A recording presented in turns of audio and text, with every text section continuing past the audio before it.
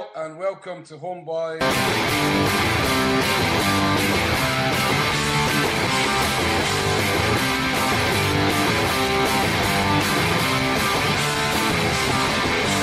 That's a really bad swear word. It says comedy, low honk, which I thought suited you pretty well. So.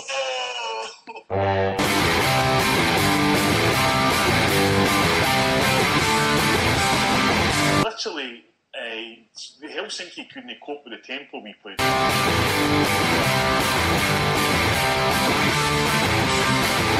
not mental or anything Wayne's World style, but is there a chance that I can meet you in the future?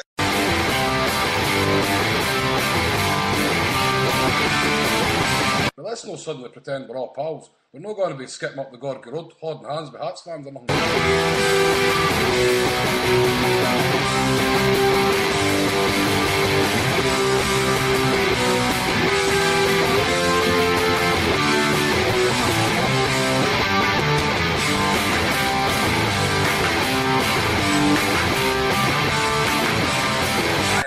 But do we throw back to the 80s, you know? we're trying to get football back to the 80s.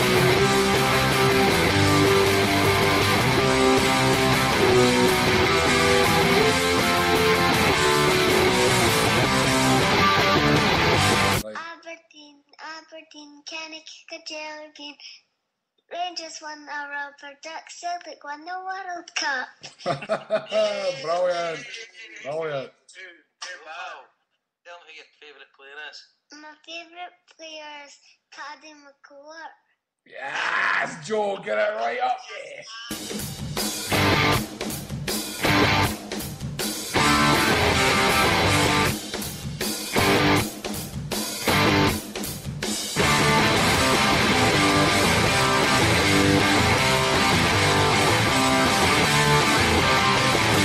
So, let's get down to business. Big hail and welcome back to the live HomeBhoys phone-in show. Last week we had technical difficulties and we just spent the past 15 minutes trying to fix those, and apparently things are good, so we're back on an even keel here. We are joined by, of course, we haven't got Harper tonight, so we'll all get to say something. So Harper's not around. Harper's had to work. Oh, wait a minute, Joe. I wasn't that working. Hold on. So Harper's not going to be here tonight. He's working seriously hard to buy my Christmas present, and so we have a regular caller, but he's going to be with us a whole night tonight. As usual, we have Stephen Monaghan, the parrot. Here we go, guys. And we of course have the Green and White Raider, Paul Larkin. Good evening, folks. And all the way from Lisboa, we have the one and only live. The one and only Jason Higgins. Obrigada. So, I was talking about we'll go into Aberdeen, but we'll just talk about Benfica straight away. How's the buzz over there in Portugal, Jason, right now? Aye, it's building up, it's getting good. We take a wee walk down the town earlier on. Aye, the place is jumping with Celtic supporters, they're everywhere. And we flew this morning from Glasgow to Gatwick and then Gatwick across, and loads of Celtic fans everywhere. The flight was mostly Celtic fans. TAP Airlines, the one we get across. And there was a few boisterous boys among them, so the Portuguese burst up serving us drink, which was very good. But it was good. And then we got here to get a taxi to the hotel, and come into the hotel, and my mate Gary standing at the door. I didn't even know he was booking this hotel, and I met Dr. Quincy for the TikTok show. He's in this hotel with his laddie as well. I don't know where he is. He was going to actually come on here, but. So I'm just in the hotel waiting. My big mate Tommy from New York arriving, and my mate Ian from Liverpool. We're just waiting on them coming in, and then we're heading back down the town. So it's going to build up to a good night tonight, and then an even better one tomorrow. There's Celtic fans everywhere, so it's looking like a good crowd. What's the reception like over there? What's the what? The reception like over there for you? Taxi drivers never they get up the street, and obviously all the sporting fans, they're all shouting, "Come on, the Celtic!" And it's just everybody's been dead nice. Portuguese are generally dead nice people, so it's fine.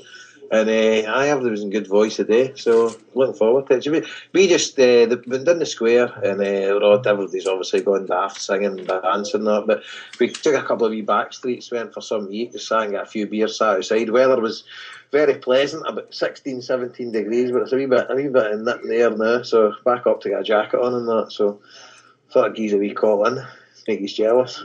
That's exactly why you called him.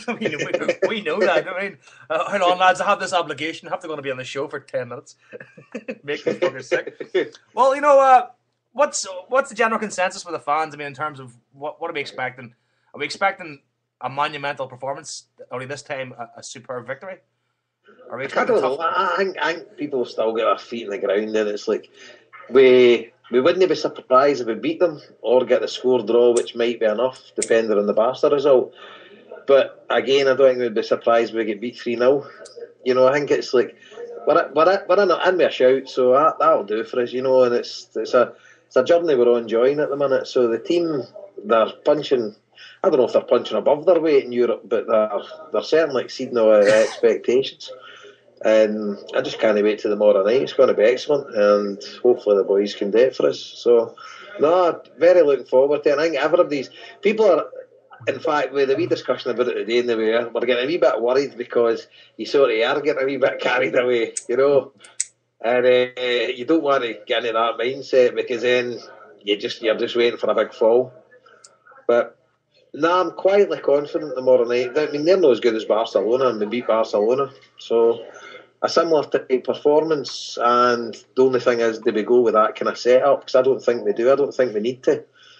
I don't think we need to play like two banks of four sort of thing.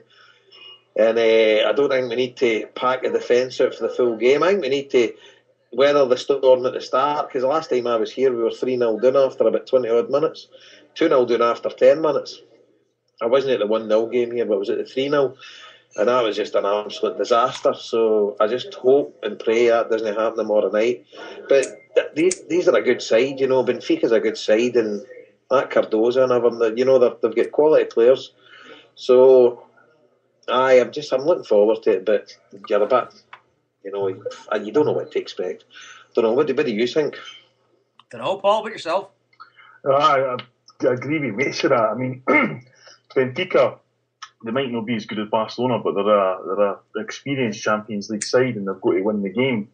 Sometimes that can go in your favour. You go all out, you know what you've got to do, you take care of it. Other times, if it doesn't happen pretty quickly, as Jason said, like the last game, it can start to get to your mindset, and I would hope that, we cope with that. But exactly the way Jason feels, I feel quietly confident, and sometimes that can be your biggest enemy because you think, I shouldn't be feeling like this. But to be in this position with 2 games to go and have an opportunity to qualify is, pretty good going. So, I'm very happy with how things are going.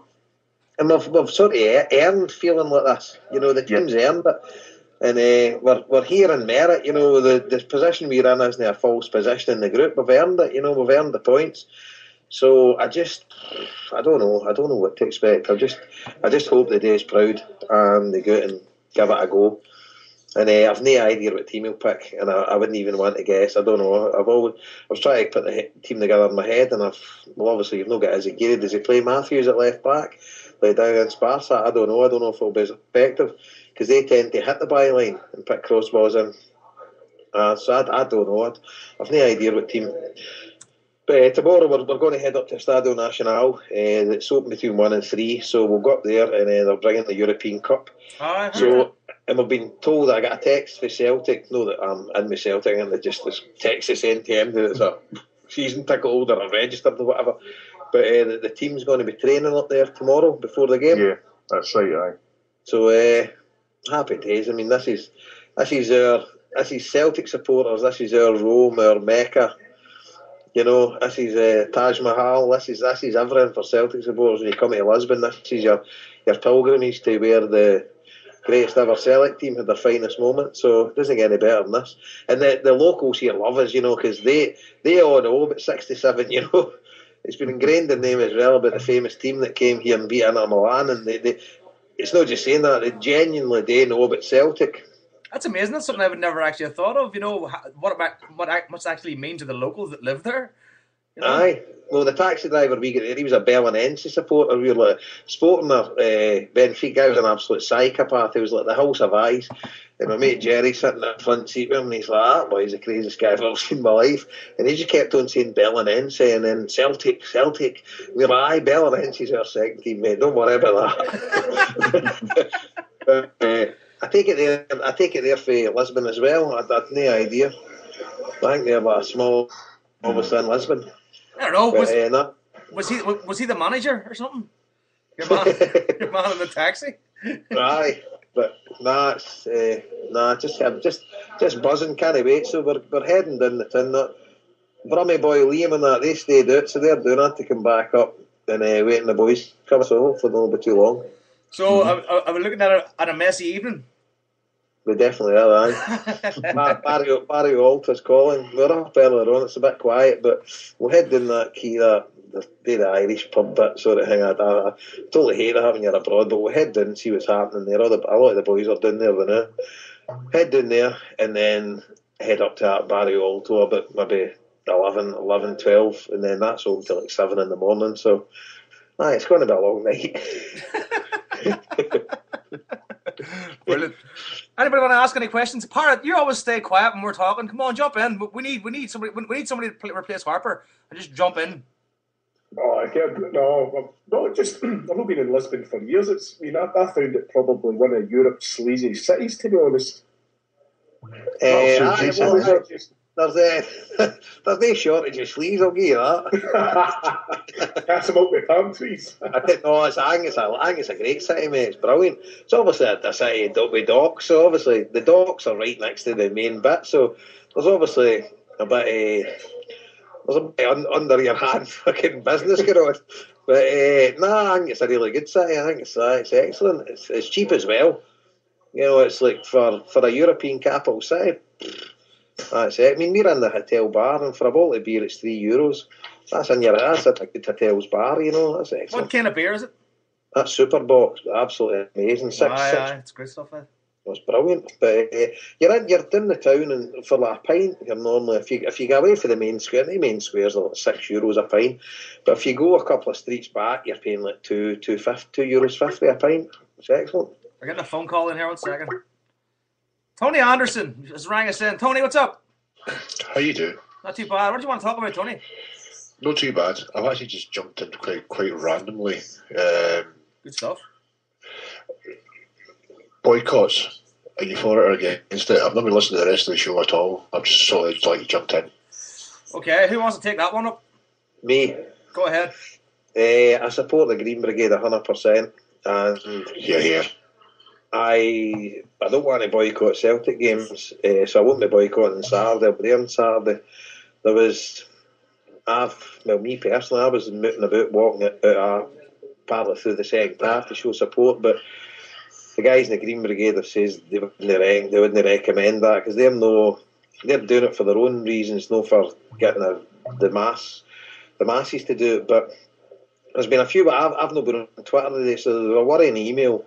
That one for the Govan Emerald, the boys for the tall crane. Yeah. So the Celtics have they responded to that? Yeah, they've responded to it in the last couple of minutes. So just read what it says. Go ahead. Celtic Football Club is very disappointed to learn of internet accusations suggesting that the club in some way is involved in the targeting or victimisation of our fans. Celtic has played absolutely no part in this, and suggestions to the contrary are quite irresponsible. In particular, making false accusations against a Celtic staff member, someone who's part of the Celtic family and just doing their job, is quite disgraceful and will not be tolerated. Celtic have worked hard to foster a positive relationship with many supporters groups. We are very pleased that we are united with our supporters and pleased that we are regularly involved in such a range of initiatives. It is therefore simply nonsense to suggest that the club is in some way involved in these actions. The question should be asked, what would our motive be? The question should also be asked, what are the motives of the people who choose to make these false accusations? As with all football stadia, the police have an important job, and it's vital the club supporters vote and blah, blah, blah. However, the club takes supporters' welfare very seriously, and if there are any specific cases which need looked at, we will do so. Categorically, we will investigate any matter which is raised by any supporter and give these cases our full attention. Well, fair enough, because obviously I wasn't going to jump to conclusions, so I hope they go after the police then for making these statements. So the guys for the governing bus that's actually wrote it. I don't know what's the course of action, but if I was Celtic, I'd want to actually get to the root cause of this. And but the thing still lies with the Green Brigade sort of issue and the stuff these guys put up with. And I take their word for it that Celtic haven't been forthcoming with a lot of stuff with them. So I don't know how it. I mean, I'll be, if the Green Brigade pack it in, I'll still go and watch Celtic. You know what I mean? No, it's not a Green Brigade v Celtic issue. It's just standing up for fellow fans that's been sort of victimised, and what these laddies are putting up with. Their home life's affected. You know, houses getting raided and stuff like that, and guys getting maybe put back for getting jobs, and guys getting arrested and weekend and seemingly I don't know these exact numbers, so I'm guessing here. I think the Green Brigade numbers about 80 members or whatever, official members. About half of them have faced criminal charges, and every case has been through out of court. Not one of them have actually been convicted of anything. Yeah, but the stigma of going to court sticks, I suppose that's part of it. That's part of it, like. And the thing about Celtic as well, what was interesting, that statement for the Governing Emerald, what for a fact is, if you get done with a sectarian breach in Scotland, Celtic automatically ban you for the stadium, whether you're guilty or not. They'll ban you for the stadium until your case comes up. So what about this innocent until proven guilty stuff? Yeah, it's pretty shameful. Like, I mean, there's no reason for the boys for the Governing Emerald to lie about this. Clearly, somebody has told them this. Celtic have obviously denied it, and that's fair enough. But it's the bigger picture is a Green Brigade, and I witnessed firsthand the harassment that was put on Celtic supporters in Aberdeen on Saturday, both at the game and even at a do after it at the Bishop Crossas CSC do, where 8 police came in and shut it down. And then, as people were leaving at 11:30 at night, there was 2 police vans full of police officers waiting.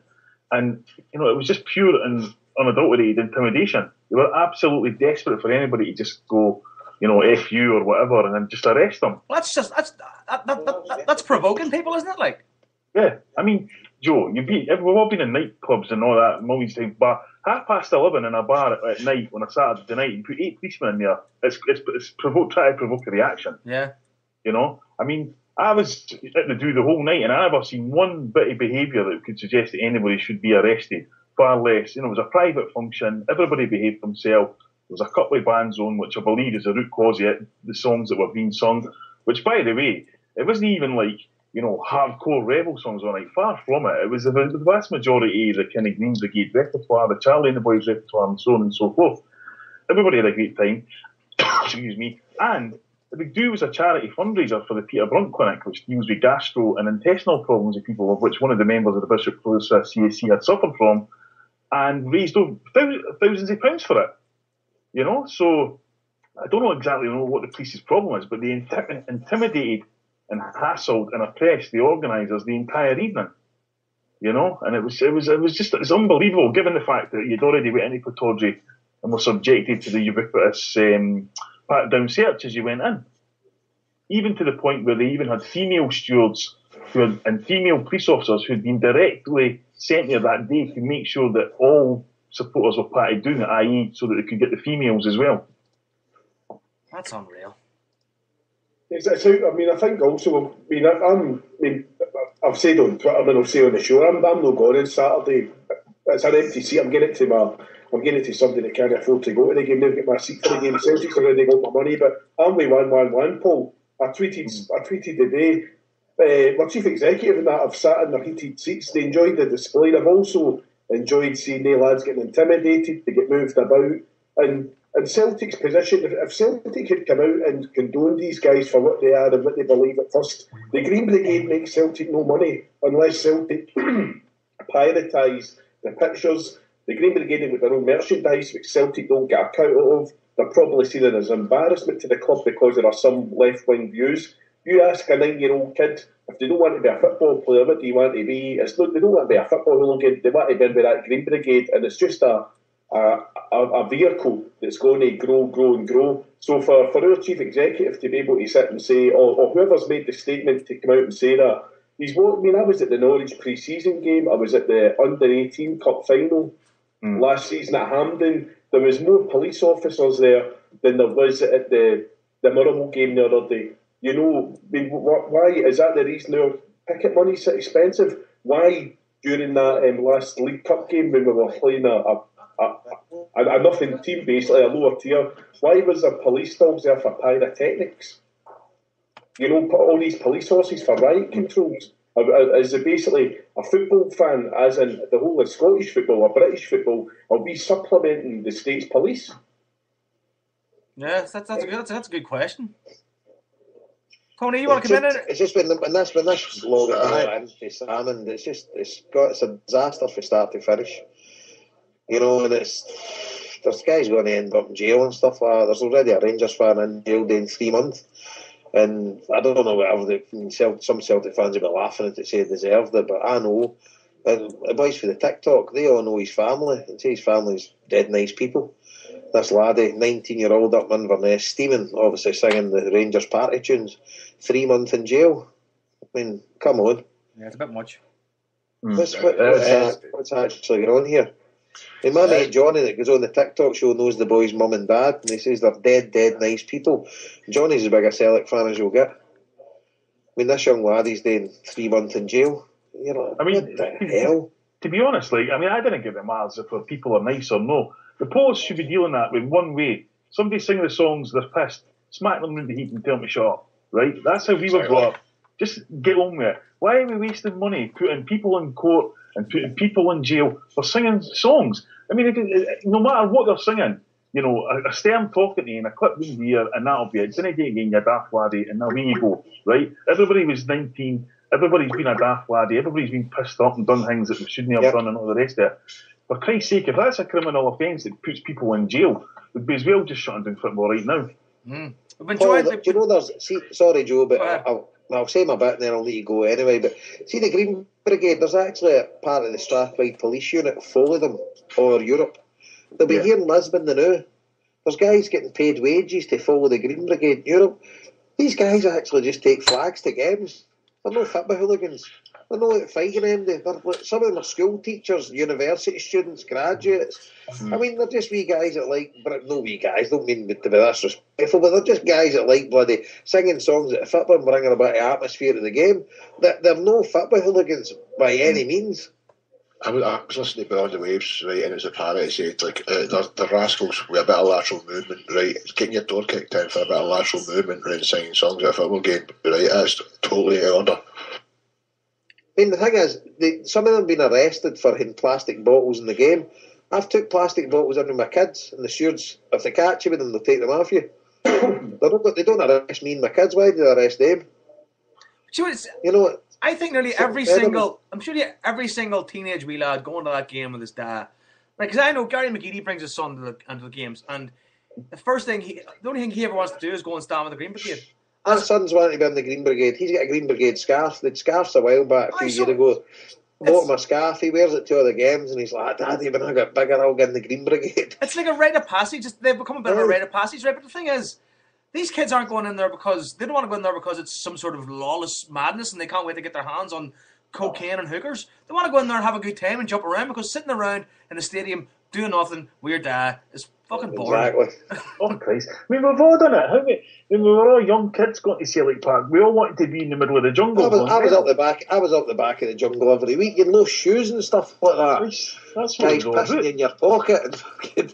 You know, you were doing everything. You never go here. Just quickly. I got a message there in the chat room that the club are charging. Remember we mentioned this the other week. The club are charging £40 for a panoramic photo of the Green Brigade display versus Barcelona. We called that a couple of weeks ago, didn't we? Aye, but see the thing is, I don't mind that, and I'm sure the Green Brigade don't mind that because they know that's going to happen. And Celtic are a corporate entity that's going to make money, so we would think if Celtic club's making money, then better calibre of player, all this kind of stuff, it all goes hand in hand. So I don't actually mind that. I'm sure the Green Brigade don't mind that, but it's just the way these guys are victimised. This is the root cause of it. It's not like Celtic make money off them. I mean, they're Celtic fans, so they are part of Celtic. I understand that, but I mean, surely somewhere along the way, they got to be standing there and going like, "Are we just being used? Are we just dancing monkeys here?" You know what I mean? Are we just here to make noise so everybody else can clap their hands at us and go, very nice? But I mean, not that they want anything, they just want to be left alone. Exactly. And at the end of the day, they're just guys, love going to watch the football and love bringing about atmosphere. And see, for any negative they bring to the game, they bring 10 positives. You know, but listen, Celtic play this land as your land or the Tannoy. Celtic can be rebels when it suits them. Yeah. You know, and look, all right, the Green Brigade have got a bit of left-wing politics about them, haven't the majority of the Celtic support. Yeah, that's true.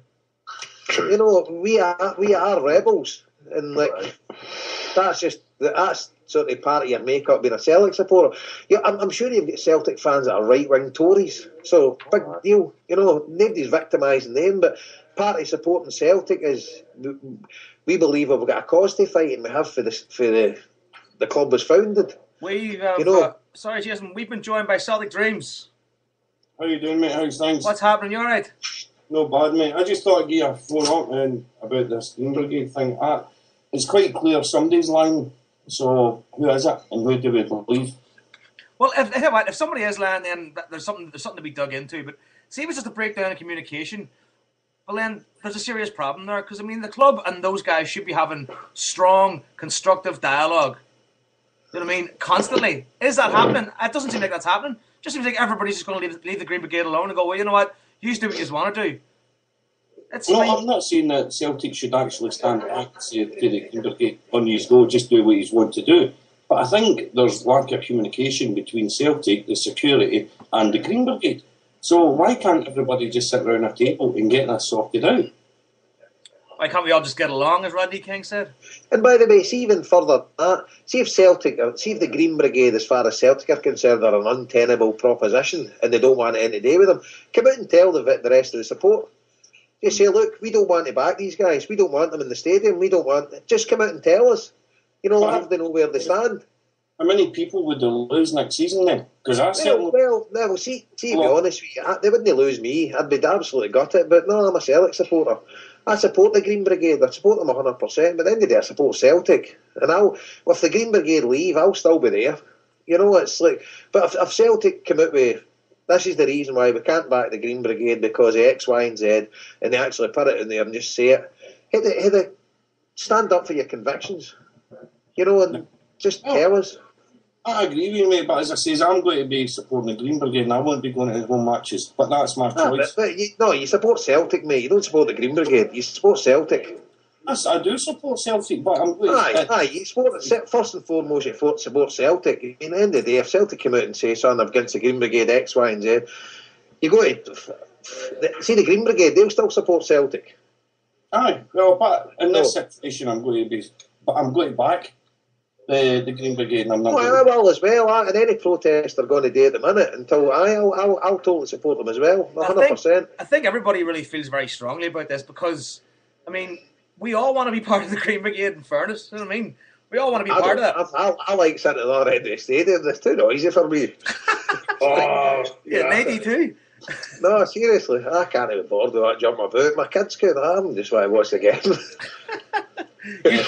I must admit, see, getting tickets like last season's Europa games, right? Like I sat up 404 in the gods, but like choose my tickets. I must admit, right, I'm a fair age, but I was picking tickets next to the Green Brigade. Aye. Aye, serious. No, honestly, because you look at them, right? Like, and as you say, look at them, brilliant. They are. Like, they are the heart and soul of the party, right? And some people might not agree with their views, disregarding that, right? But at the end of the day, for getting lifted criminal charge for taking a bottle of water in a game, absolute disgrace. It's fundamentally despicable. Listen, guys, I'm going to have to shoot. There are other boys at the bar here and they're all shouting on me. One, Ian's arrived, the Scousers arrived, so we're just waiting for Big Tommy for New York, but I'm going to have to go. All right, man, let's take it easy. Enjoy your night, right? Brilliant talking to you. Take it easy, man, right? The podcast, all right, let's hope we bring the bacon back. Absolutely. Hail, take it easy, Jason. Good luck. Bye. Well, see, just before I go, can I just say thanks to Paul for Saturday night for taking the time out to talk to me? Not a problem. It was a pleasure. Cheers, Paul. Thanks very much for the best interview, mate. And I'll hope to see you Saturday night. Will do, mate. All the best. Okay, cheers, man. Right, thanks, lads. I'll see you Take it easy, later. all right? Take it easy. Ta-ra. So, I mean, my concern, Joe, is that I wouldn't really kind of share what Jason was saying, because if they say Celtic did come out and say, right, we didn't want to give blah, blah, blah, you know, this, that, next thing, get rid of them, who's going to be next? You know, does it just end there? Or does it... Because I tell you, the way that the kind of Green Brigade are portrayed, you know, as this kind of hooligan army that's, you know, brainwashing our kids and all that, and a complete blatant society and all this nonsense. The way to make them like that is the way that's happening to them now, which is the continued harassment and oppression and intimidation of them. They'll eventually, as they get older, they've all kicked back at that, you know, and it'll be in a way that we didn't want anybody want, and I'm sure they didn't want either, but they've clearly reached a point of no return. I mean, none of us are in the Green Brigade. We don't know what's going on behind the scenes in terms of meetings with the club and all that. But clearly the boys in the Green Brigade, and I know a few of them, I mean, they're not, some of them, you know, they're not like daft laddies. They know what they've gone on, and, you know, like some of the guys who are instrumental are articulate, committed Celtic supporters, and they'll not get led astray or taken for fools by anybody. So they've clearly reached a point where they've just thought this is the last action we have with Celtic, and that saddens me, to be honest, because, you know, as Tony says there, you know, we just need to get around the table and start talking. It shouldn't be getting to this. Like, it just shouldn't be. I mean, it shouldn't have got to this stage where people have to sort of talk about boycotting games, because that leads to infighting within fans as well. One guy says he's going to do it, one guy says he's not going to do it. You know, and the next thing, everybody's at each other's throats over something that, you know, should never have been a problem in the first place, because the Green Brigade don't have any record of being violent, of being destructive. Yeah, fair enough. They may have made a couple of poor decisions regarding banners or whatever, but that's up to them. They can do what they want. But I mean, nobody's getting hurt. Like, nobody's getting hurt. People are getting offended. And again, I have to reply. I'm not easily offended, and I think it's a fairly weird thing. People get offended by their politics and the fact they're a bit militant, a bit radical. But what's it to you at the end of the day? What difference does it make to your life? I mean, it's... Sorry, I was just going to say that somebody said to me on Saturday night, who's experienced this a lot more than I have, said it feels like we're getting punished for what happened to Rangers. Aye.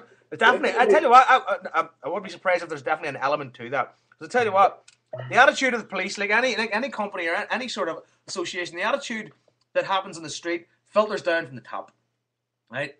I mean, these guys, they're not, maybe they are taking it upon themselves to be heavy-handed with the Green Brigade, but it seems to me like these guys are being targeted just for being in numbers and making noise.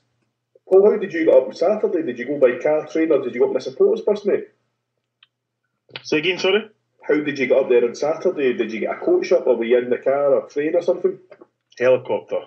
Oh, yeah. No, it's only asking... I was up on the train. Took a HomeBhoys chopper. Is because of, obviously, Twitter on Saturday. Before every away game now, all you see on the Twitter lines is, watch out, police officers here, and it's all the different, whether it be Central or obviously Saturday, you're going into Tayside, then you're going up to Grampian and it's Aberdeen. They just want to stop the Celtic fans, or you don't hear Kilmarnock buses getting stopped. It's true. You know, it's not meant to be. My main passionate point is the Green Brigade are 80 supporters. They're supporters. That's all there is. Football fans. The total intimidation. I analysed a few weeks ago. Paul was up there as well. Guys sitting in front of you taking pictures. Yeah. Are fans. You know, they're categorising the football fans now. The way Celtic's get their ticket policy set up now is everybody that goes to a home game or a away game, they've got your phone number, they've got your name. Why do they need photographic evidence of you as well? It's an entertainment business. You look at the darts the other night, people sitting enjoying themselves having a beer. We're still getting persecuted for the 1980 riots. We're probably, apart from the Jeep Street charge in the 80s behind the jungle or whatever, that police horses haven't been used in Scottish football. Celtic Football Club, and we're all zombie pals, whatever they were, there's so much of what we're paying towards an entertainment business. If we didn't have to pay X amount of money, how much cheaper would the tickets be? It's true. We've been joined by a listener, Brendan Tian. Is it? Yeah, can you hear me? We can hear you. What's happening, Brendan? Where are you? I'm in Derby. Derby, what's happening? What do you want to talk about?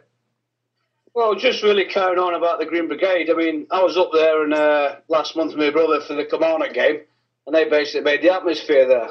Same last year, I was up for the Hibs game, the 0-0 game, and once again they made the atmosphere. I think Celtic should come out and actually back them rather than put some silly statement out. It all seems like everybody's dancing around the issue. You know what I mean? And the issue clearly is these lads are sick of being picked on, right? And somebody with a bit of sway, looking at you, Celtic, needs to stand up and say, you know what, this is not right. These guys are football fans. Fair enough. We may not agree with their attitudes, their politics, or whatever, but let's throw all that out the window and look at the basic facts. They haven't hurt anybody. All they've done is good things. All they've done is attract more fans through the gates, and they make Celtic money. You know, so where's the bad in this? Somebody somewhere is seeing the bad in this, and it seems like we are the only ones sitting around going, hold on a second, this is not right. You know, Scouse Tim's on Twitter made a great point, and I think he's 100% right, is that the biggest fear the police have of the Green Brigade is the fact that they're organised and the fact that they're intelligent and they know what they're doing, and that's what they're scared of. But I mean, it's not like they've laid out any agenda for anarchy. You know what I mean? This is what baffles everybody, I think, at the minute. You know, we're all kind of going, well, why are these guys being picked on? Is it because they're Celtic supporters? Is it because they are, I don't know, closet thugs? I doubt that. But what's the problem? What is the problem? Nobody. When you think about it down to the base tax, nobody can really figure that out.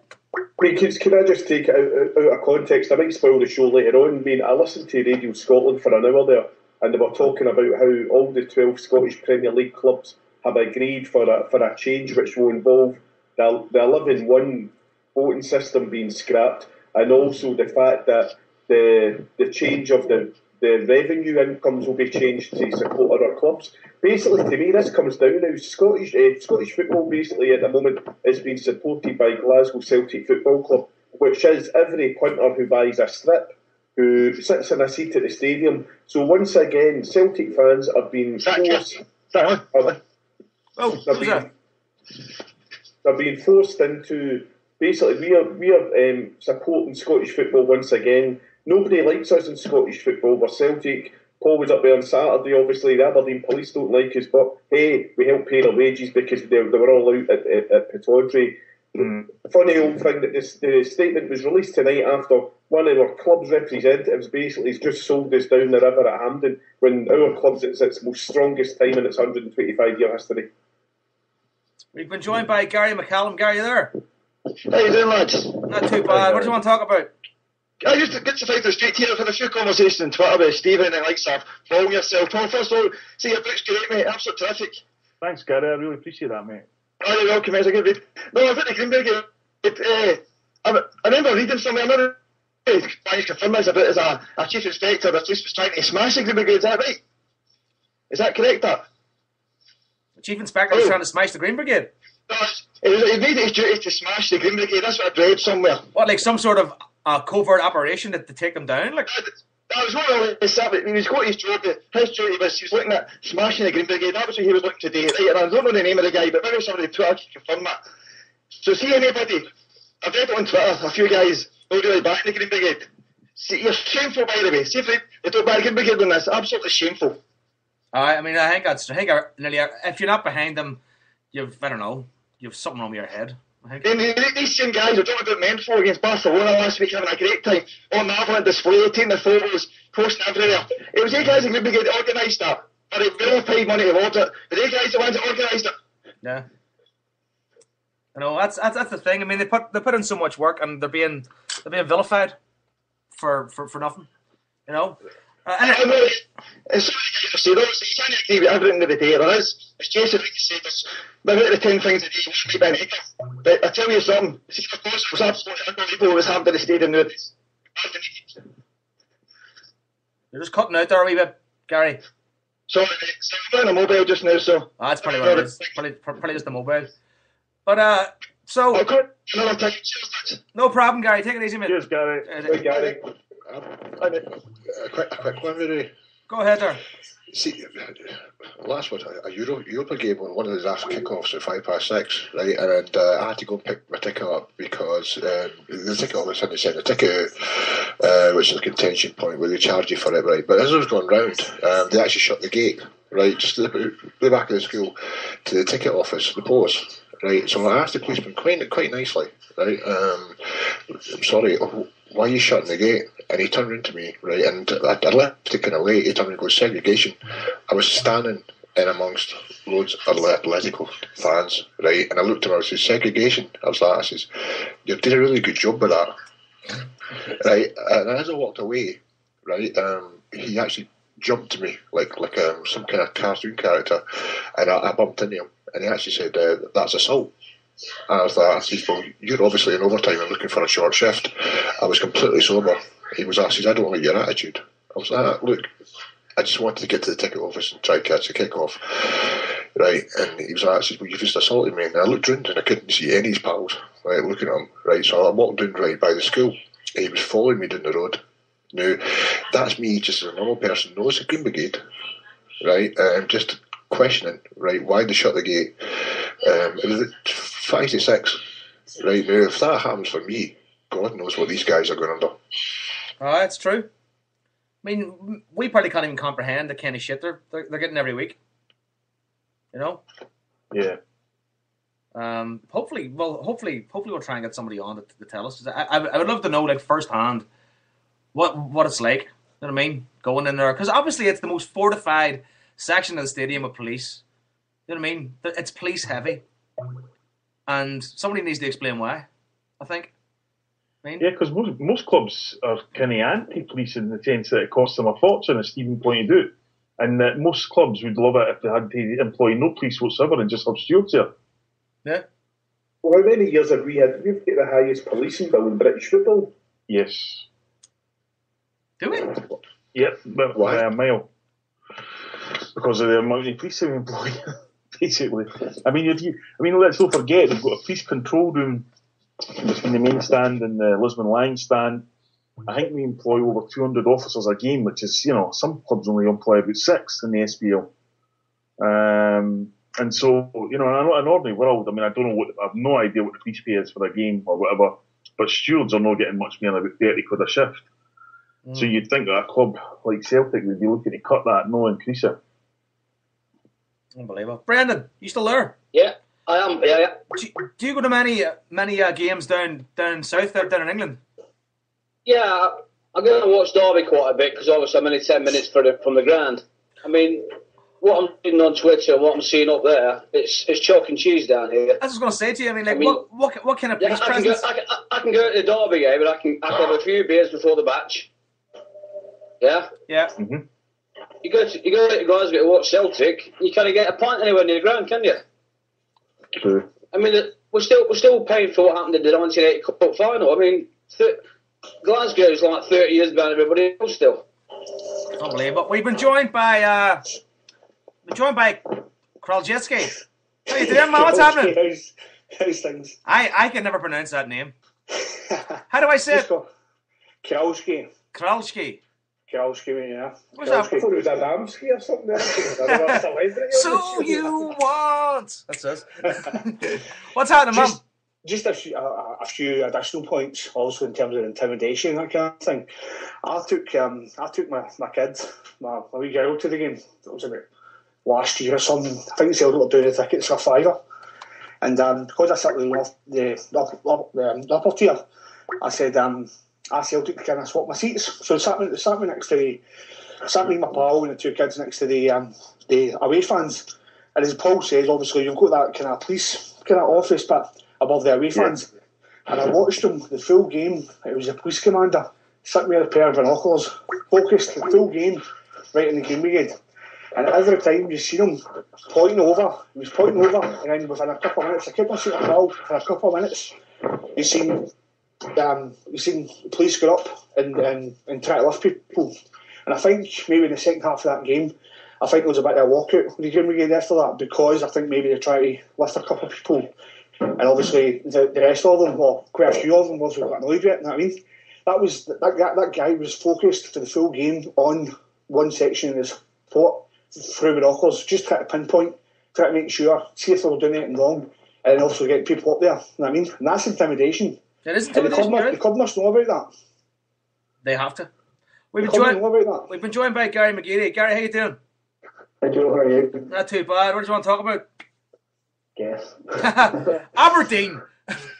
No, Aberdeen was good, but no, I don't know how the situation's got the word is now because it's mental. I mean, I sit beside him, I'm a 1-1-2, but my son's a 1-1, and he goes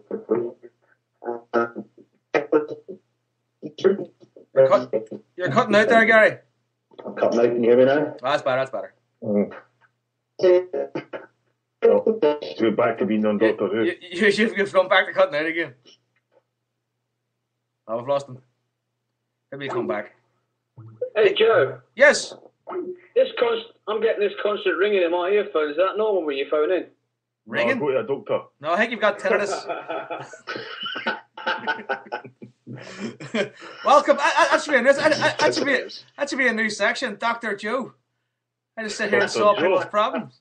Don't bring his name back. I mean, are we going to see an end to this Green Brigade thing? Either the club or I don't see. We're in limbo here, right? Either the club's going to have to come out, or somebody's going to have to come out and say, you know what, we're behind them. They're not doing anything wrong. This is this, or else they're going to fall apart and they're going to leave, or they are going to kick back in a very unmannerly fashion. So, I mean, what's going to happen? Kind of feels like that, Joe, that this is coming to an end soon, one way or the other. Like, and it's sad because it's like we've got, two sets of people in the same room looking in different directions in a minute, and it feels like they're getting more and more entrenched with each other. And, you just feel that, there isn't going to be a positive conclusion to this unless something drastic happens. And it is really sad because what the Green Brigade have done for Celtic Park in the last 4 or 5 years through their inception has been non-short of phenomenal. Like, Gary's back. Gary, you there? Hi, Joe. Is that any better? That's much better. Anyway, we're saying about you're in 1-1-2, and my son's in 1-1-1 with his wee mate, and they go to all the home games. And the stewards around the section are dead on. They're excellent. You know the guys, and there's a good relationship with them. But what I've noticed, my son, the last home game, now he's 14. He's only 10. I had 3 police searches between entering the stadium and taking his seat in the section. This is before the game when there's nobody else around. 3 times he was searched by the police, And what I'd like to know is, I can understand the suspicion and whatever because that's the way society looks in groups like that. But the crux to me is just what is the club's role in this? What do they know? What are they allowing? What are they not allowing? Yeah, I mean, there you go. You're saying, I mean, there's your son. He's 14 years old. He's getting searched by the police. That's scandalous. What I mean? It really is scandalous. I mean, that's 1980s Belfast, like. It's not only that, he personally knows the stewards because he stands and talks to them every week. They see him coming in, they know who he is, they know what he does, and still the police stand there and emptying their pockets and going through them. If they've got a flag with them, they're reading everything that's on it, etc., etc. And these guys don't get up to any trouble. The section's quiet. There's barely even a rebel song in there, for God's sake, Mm-hmm. It's just out and out harassment. We've been joined by Peter Cowan. Peter, are you there? Yes, I'm football chef. What do you want to talk about, Peter? Well, the road who seems to be on topic tonight. I'm based in Merseyside, and just to give it a different perspective, taking a slight away from a different angle from the Green Brigade, it's a kind of general feeling that I've got of a general, police tactics on fans generally, and that doesn't necessarily say it's just in Scotland, because there are tons of examples down here in England. Don't know if you were aware, the Spirit of Shankly Liverpool Supporters Club fan group, they got a police escort back from Sunderland and they weren't allowed to stop at services and stuff like that. They took up to put in a complaint and won it. There was another one similar with Stoke when they were at Manchester United and they won the case against them.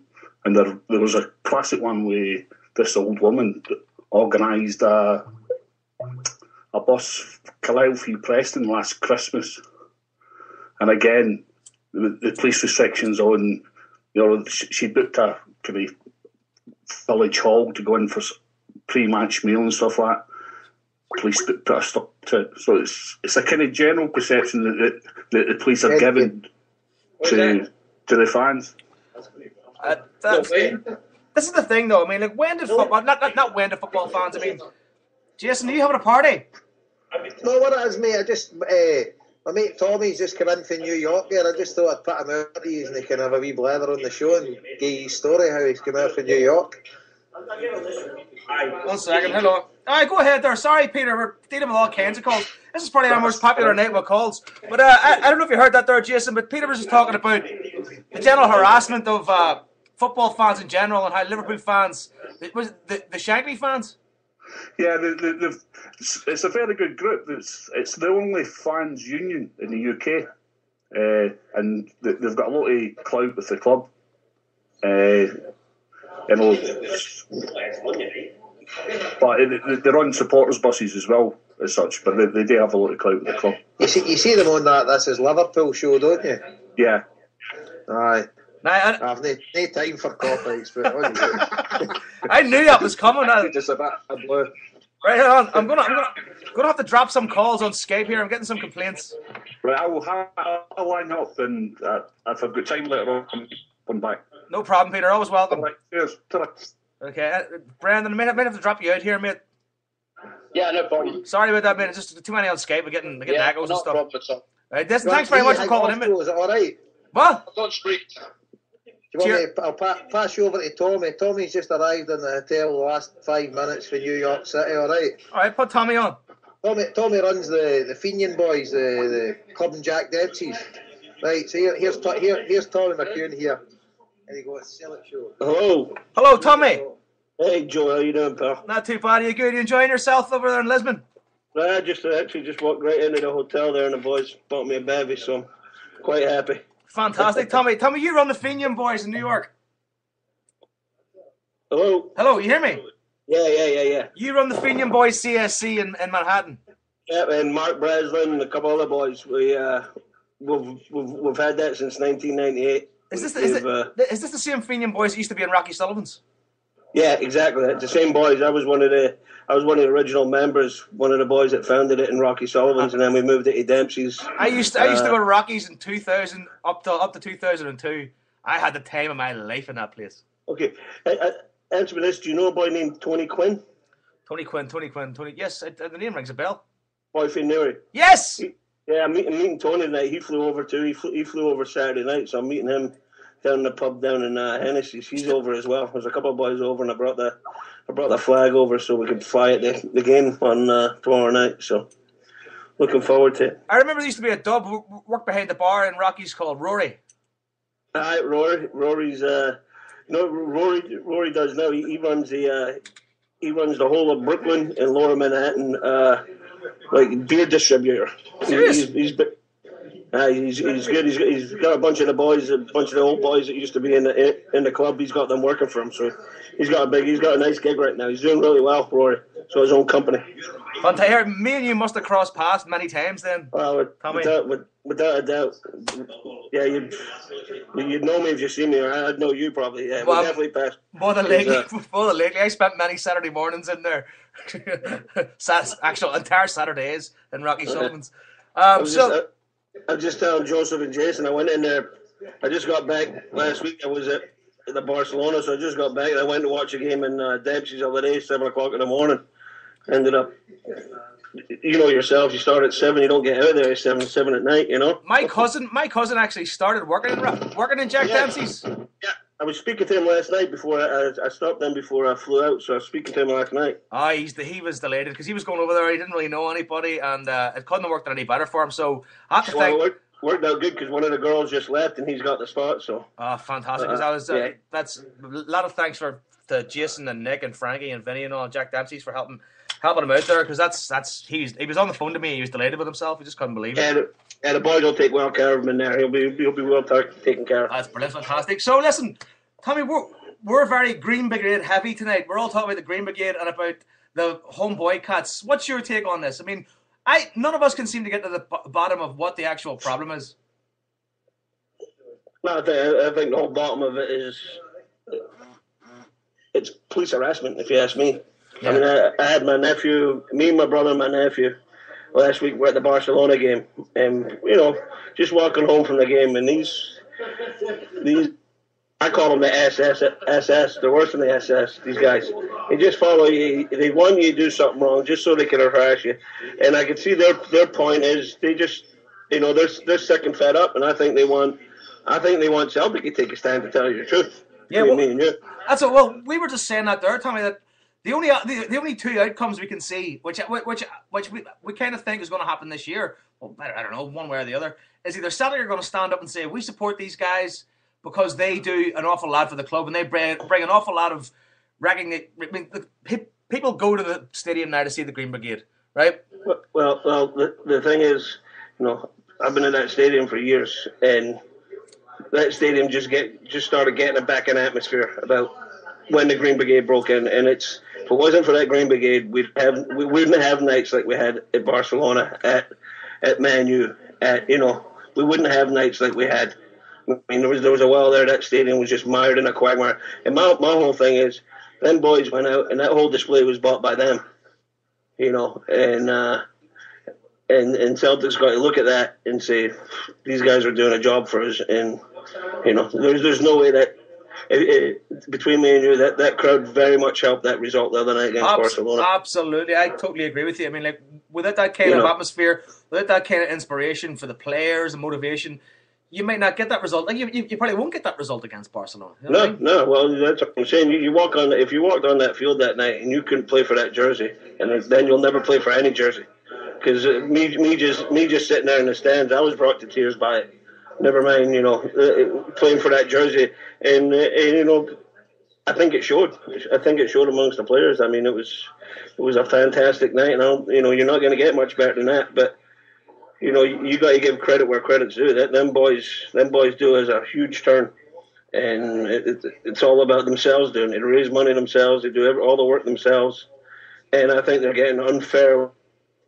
I mean, if you go to away games, or I go to away games now, you look at the other support. There's minimal security. See the Celtic support? There's cameras. There's people in your face sitting down. It's ridiculous. It's just I mean, you must see it yourself. I'm fed up with them. It's a one-way street with that Strathclyde police. But it seems that every supporter that I speak to is completely behind the Green Brigade. And even look at that display. I mean, if you didn't support the Green Brigade, you could have easily just not held up your part of the display, and that could have been your own tiny wee boycott. But look at the way it worked out. Look at how brilliant it was. Everybody was behind it. Everybody was a part of them. Everybody knew that, when to hold it up. The information was shared. Everybody was behind it. And yet, here we are, and they're boycotting the home game. And Saturday in Inverness, my first home game of the season, is going to be like a Strachan, like going back to the Strachan and Mowbray era. You know what I mean? Yeah, well, between me and you, I think it's time for somebody in that behind Celtic to stand up and do a justice for us. Because I mean, I was there early the other night, and before the game even started, they were up there harassing them boys, harassing. St. Johnson game, they were harassing. I mean, you look at some of these stadiums in the world. There's no problems at Celtic Park compared to if you go down to Buenos Aires or even the team we're playing tonight, Lisbon. Yeah. I mean, have the stadium on fire. Yeah. I mean, we're never that bad, but I mean, you can't support your team now. I mean, it's that Strathclyde police really get on my nerves. That's me just coming from the States. Never mind what you're dealing with every week. Yeah. Throw it over to you, Gary. What do you think? I mean, where do you see it going? Do you see them falling apart, or do you see the club having to come out and say something? I don't think they'll fall apart because they're very committed to it, and they're standing together. Plus, they've got great support from the rest of the support going to the matches. The club have to do something about it. As I try to say, my concern is just what exactly are the club doing? I mean, are the club complicit in this? And if they are, Celtic fans everywhere should be actually it's a matter of grave concern. Like as Paul said earlier, it's the Green Brigade today. Who is it tomorrow? Supporters buses? Is it the fans travelling over in the ferry? Where do they go next? Who do they not want? These guys aren't violent. They go to the game, they have a few pints before and after. They support charities, they do good work, they educate each other on political causes, but it's nothing extreme. It's nothing that you can't go to news agents and buy and read. So the agenda, that's what I just can't understand. And why are the club, if they are, I don't know, what is the club's view on it? I think everybody really wants to know that now. I think it's frightening, and it concerns me. Like, I'm going Saturday, and my son's not going, and he loves Celtic more than anything, but he had no query when he was reading about the boycott. He just said, "Dad, I'm not going," and it's ridiculous that people have to go to the extent. There's guys there that go to football all over the country every week watching their club and they love, but now having to take a stand and say, "No, enough's enough, we're not going." Now, where it's going to go, I don't know. I'd like to think this will make or break it. Hopefully, it'll make it, and the club realise they're being victimised. Plus, the rest of the supporters are very, very edgy about the way the club and policing in the stadium and around the stadium is going. I'm not going to say Peter Lawwell's name, it's wrong to name one individual, but if the powers that be that were in charge of Celtic 25 years ago when the jungle was in full swing, would the stormtroopers have dived into the middle of the jungle, Mr. Larkin? I very much doubt it. No danger. You look at the Green Brigade, what happens if it gets fractionalised? You're then going to have the possibility you're going to have maybe groups of 5 or 10 lads wearing Stone Island coats or whatever the boys wear, sitting all round the stadium, sitting beside a guy with 2 kids, sitting a bloody state all. They all have a coordinated text message, let's get up and get a conga going. The stormtroopers dive in, some innocent little kid gets a batter in the mouth. If that's the route Celtic's going down at the moment, they've knocked it off. They've got an organisation they might not agree with, they've got them in a controlled area. You know what you're getting when you're getting into 1-1-1. You don't have to sit there. You can get a season ticket elsewhere. They're not doing anything bad. As a possibility, maybe bringing in a little bit of terracing. I stood in a terracing 3 years ago, Wrexham against Weymouth. No police, 1 steward, 300 fans, steaming drunk, no problem. The thing also with that, if you look at that stadium now, it's not just that section now. The whole stadium is rocking. Mm-hmm. And the whole stadium is, even I was there the other night, the main stand was they're getting up and getting into it. So if we lose that element, it's going to be sad for Celtic Football Club. I think the biggest tragedy for me is the fact that the Celtic community is divided at a very, very bad time, and with that forced friend at the SFA once again are going to try and shoehorn in the zombies in it. We're too busy. We're being diverted from looking at the bigger agenda at the moment.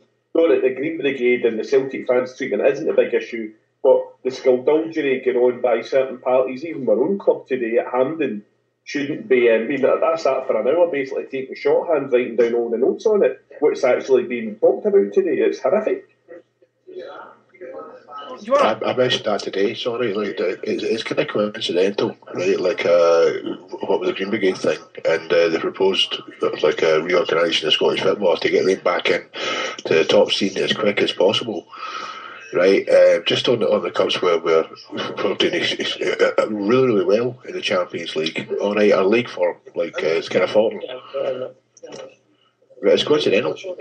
But I tell you what, I mean, how can anybody in the SFA look at that game on Saturday, right, where 19,000 fans went to Pittodrie, right, to watch basically was a table-topping game between two of the teams in the top of the league, right? And how can the SFA say, well, you know what, that's not good. We need to get Rangers back. Are you joking me? That doesn't make any sense to me. No, it doesn't at all. That's ridiculous. Did we lose somebody? We lost Jason there, did we? Yeah. Right. Well, everybody else still on. What time is it? 10 to 9. Right. Everybody else. Not even mentioned the Aberdeen game yet. Control chaos. Brilliant. Oh, let's will we talk about the Aberdeen game now? Seeing as we have about 20 minutes left. Who wants to? Oh, Paul, you were there. Aye, I mean, it was, in terms of on the pitch, it was a pretty damp squib for the first half in general, I thought. So we looked to be playing within ourselves, and Aberdeen just seemed to want to attack us when they could hit us on the break, which wasn't very often. I'll be honest, I've never really rated Niall McGinn, and I never ever thought there was any chance of him equaling Frank McDougall's record against us. And so, I thought they were very punchless up front, and I could tell, as the game went on, we started to get into it more, we started to pass it better, and of course Victor Wanyama started to dominate it. And plus when he unleashed that shot, it kind of livened us up. And for Lassad to finish like that, it was excellent, because the number of players you would see that would just lash that straight over the bar. No composure whatsoever. He just trusted his ability and his technique, bang. And then you see that completely shattered Aberdeen, and within a couple of minutes we were 2-0 up and it was game over. And, I was pretty happy to come out with the points, because I think if we hadn't won that game, we would have started talking about an SPL crisis and all that kind of thing. And we played within ourselves, I thought, for most of it. And whether that's an issue about mentality and attitude, that's for another stage, as long as they go and push it on in Benfica. Stay at the park. A coup field. It clearly hadn't been cut in about 3 months. It was absolutely dreadful. And there was no attempt to, water it or anything like that by Aberdeen. And Pittodrie's kind of fallen apart itself. It's Aberdeen have got this ongoing issue with the stadium, and I think Stuart Milne, who's obviously a big property developer, is dying to kind of knock it down, add to the flats he's already built there, which just overlook the beach, and build it elsewhere. And so there's been absolutely no repairs done to Pittodrie in years. And when you're inside it and outside it, it's a really dilapidated stadium, and even the dugouts and things are crap. But it was a good win up there, because you could see the pressure it put on Hibs, who completely collapsed at Dens Park. And it's good to go to a European game on the back of a win and a clean sheet. Can I actually follow that? I've never seen it in the camera angle. Did Craig Brown's false teeth and bonnet fall off? Maybe when Ryan had that ball afterwards. I actually thought with a bonnet he was just going for the full Pa Brown look, I mean, he was just being into the whole nickname and stuff. But I mean, to be honest, I can't stand Craig Brown, and I'll tell you. And he exemplified why again after the game, where he said that Celtic, it had to be remembered that Aberdeen had injuries and Celtic had a full strength team, which led me to believe he's never watched us at all this season, because we were without about 6 players. But no, it was good. I was delighted for Charlie Mulgrew to score a goal, because he was getting absolute dogs abuse for the Aberdeen fans the whole game. Even to the point they were throwing stuff at him at corners and that. And, so it was lovely to get it back. And then, of course, you had the mock outreach for the Aberdeen fans after it, saying they showed them no respect and all this kind of nonsense. But, I was delighted with the 3 points. Defence again was pretty good. Ambrose again was fantastic. Kelvin Wilson, undroppable. And then Victor Wanyama again just stepped up, like quality players do. When you need to, he just stepped up and he unleashed the shot that led to the first goal. And from there on in, we just cruised it. You wouldn't have heard the commentary. Obviously, Paul Cragen where Paul Cragen was on, and basically when Yama started to crank it up, obviously in the second half, and they went, "Oh, he's too good for this league. He should be gracing England soon." I mean, this is a guy who's employed to try and promote the Scottish game, and he's trying to risk. Everybody knows we're not going to have Victor, hopefully for 5 years, and then he'll go elsewhere.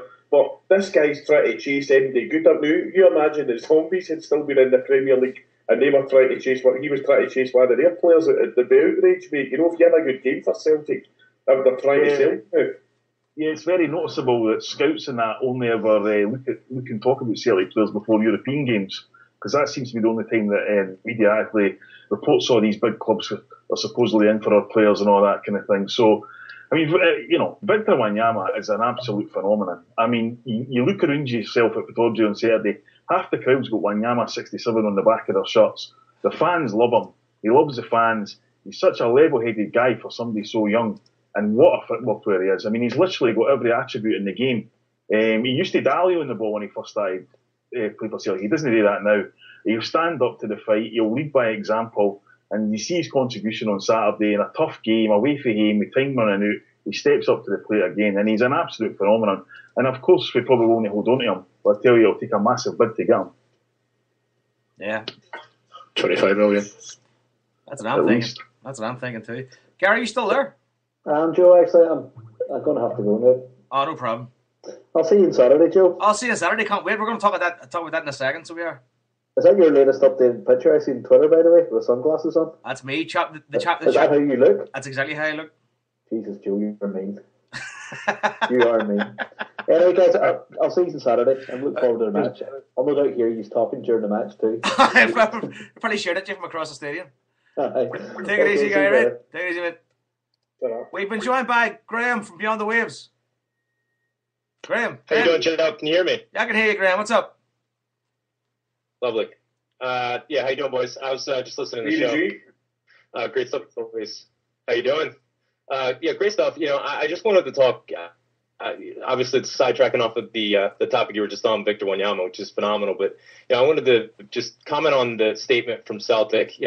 On one hand, I'm glad that they came out and they said something, but as is commonly the case, their statement leaves more questions than answers.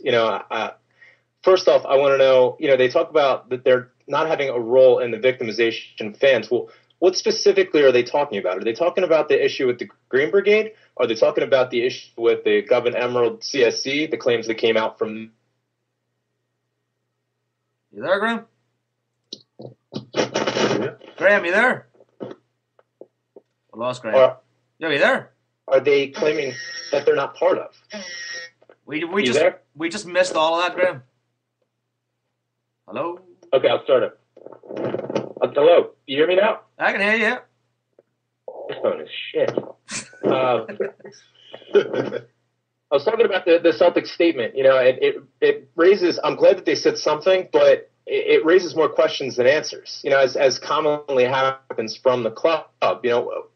Specifically, they're talking about the victimization fans, and they don't have a role in it. But what specifically are they talking about? Are they talking about the issue with the Green Brigade just now? Are they talking about the issue with the Govan Emerald CSC? What specifically are they aware of, and are they sort of distancing themselves from? It's a very general statement where they can say, right, we're not involved in any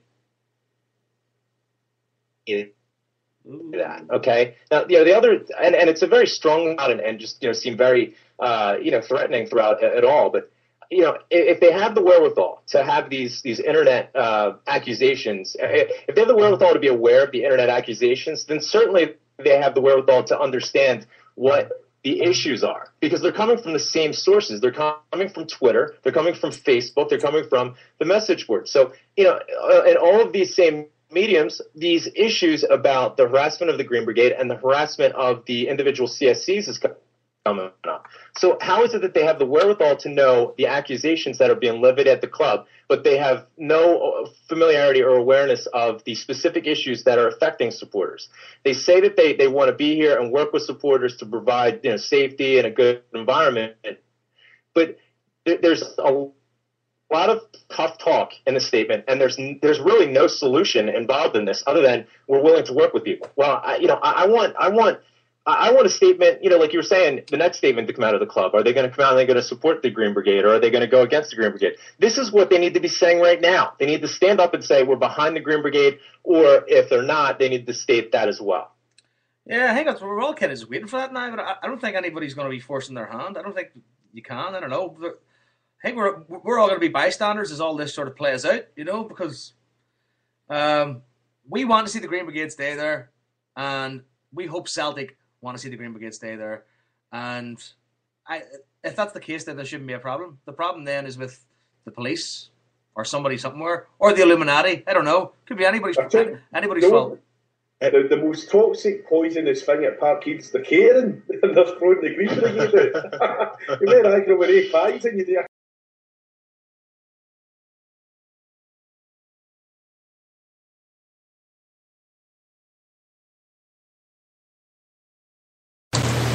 Hello? They called right for the last game in the Champions League, right, to get boycotted, and there was like a lot of empty seats, mine included, because I bought the package as well. And then everybody would look in, just as mentioned on the Wave show, right? What was a 60,000 plus stadium. This needs to get sorted really quickly. Yeah. Okay. Anybody else want to jump in there? Tommy! Tommy's on. Tommy from Glasgow's on. Jesus, I forgot. Tommy, you there? Hello? Tommy, you there? What's happening? Can you hear me? Hello? I can hear you. I can hear you. Hello? Hello, can you hear me? Yes, I can hear you. Yeah. How you doing? Okay. What did you want to talk about, Tommy? Yeah, just coming on the point there with the good brother was talking about. I'm just checking the statement. I was otherwise disposed earlier on. I'm just checking the statement. Have we got a name for the person that the Celtic fans is? The staff member? Have we got a name for the guy who's been outed? Has it been named, or is it just accusations against someone in the club? Don't know. I haven't heard. Has anyone heard any names? I've heard no names. There was a gentleman defending the governmental document, but I don't think it'd be the right thing to say the guy's name at the show. No. Right, well, for myself, if I can make my point then regarding it, I think that there was a statement about a year or so ago after the game of shame for the Rangers anyway, when the 3 players sent off. And is it Les House? Les Gray or Steve Gray? One of the top cops at the time said we'd want no Old Firm games. And they're all saying, be careful what you wish for. So they've got no Old Firm games, and they reckon that those 7 games that season cost 40 million. So what we're maybe seeing is the emptying of the courts and the prisons. The police are doing try to target people to bring in or to keep the revenue coming through, or the streams coming through from the government, because obviously they'll be looking at the numbers down, violence and games against, the Old Firm have stopped. So maybe they're looking to target innocent people just to keep the numbers rolling through, so that they can claim that they're doing a job and that they can still be funded. Just a mad conspiracy theorist thought that I came up with, that we don't even really need that. They've always been victimising Celtic fans. They've always been victimising fans for as long as I can remember. The way the police state always looks down. I remember always being treated abominably by police wherever you went as a Celtic fan. And for myself, I've implemented a boycott myself. I really gave up. Not in Celtic, obviously I will support them, but I've just given up on Scottish football because I can see that how these illegitimi from the south side have been allowed to stay in the game when they should have been took out with a peaceful wooden clout and put out their misery and never been allowed to step the football park again.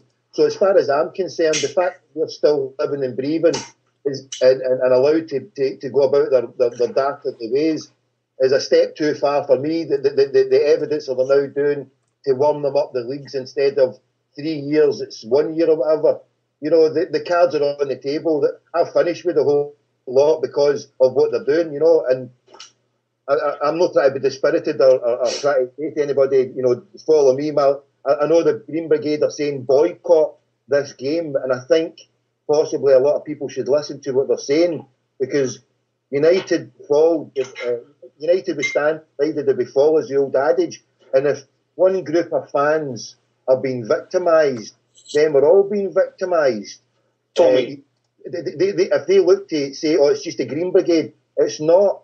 I stood in the tall cranes with the Govan Emerald at the weekend there, and they're good people. And I stand shoulder to shoulder with these people, and I hope all the internet bampots do, because there is no distinction between internet bampots, the Govan Shamrock, or the Green Brigade. We're all Celtic fans, we're all the Celtic family, and we all stand united, saying to our temporary custodians, don't give collusion or don't act in collusion with a criminal police state that is out to criminalise the Celtic fans. That's the way I look at it, and hopefully the Celtic board and the people, the temporary custodians, step up to the plate and assist the Green Brigade in whatever method they can to stop them being targeted and stop the police. We have provided the Celtic club with everything, and the people running there should well know the fact that it's Celtic fans who are the club.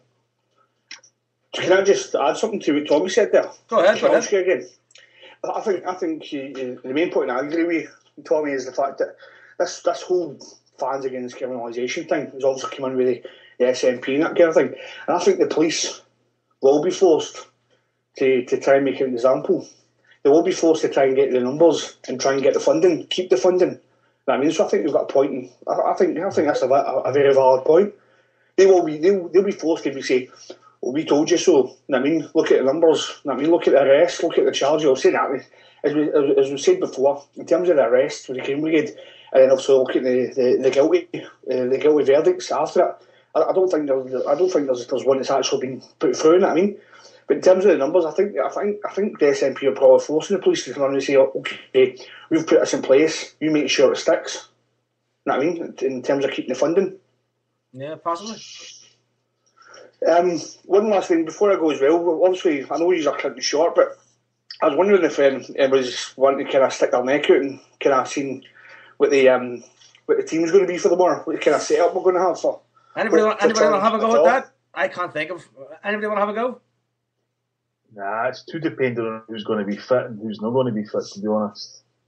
What was the selection against? If we can compare the selection against Spartak to what we've got available just now, I think Forrest, obviously we won't have Forrest. He's also not travelled, but I think most of the team that were playing against Spartak, I think they'll be available. Am I wrong? Don't know. So I think we're going to turn up, we're going to do them. That's the bottom line. We're going to win. We're good through. That's it. End of. You're a team in Lisbon. Only one team in Lisbon. We're the Lions, and we're there. Was it? Hail, hail! I love you and leave you. Thanks, lads. God bless everyone. Ladies, Tommy. Right, Tommy. I will. Do you know who I wouldn't mind seeing play? McGeoch.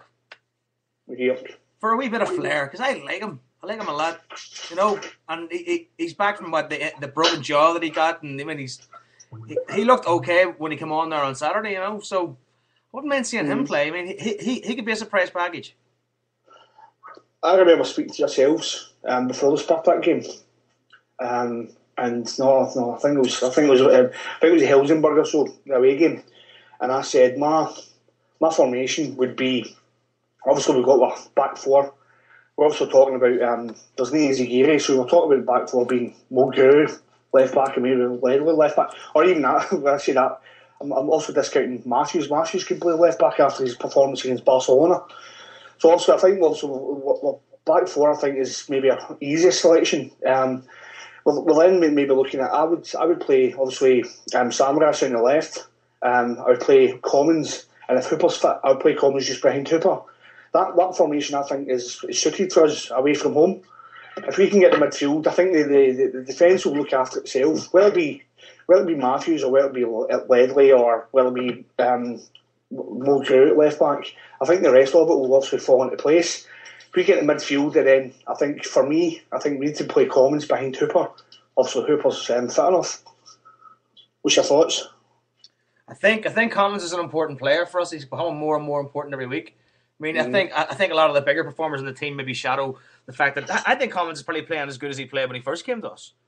You know, but I think the fact that the team are that good that maybe that's not standing out as much, which I think is good for him because I think he thrives on a bit of a challenge. You know.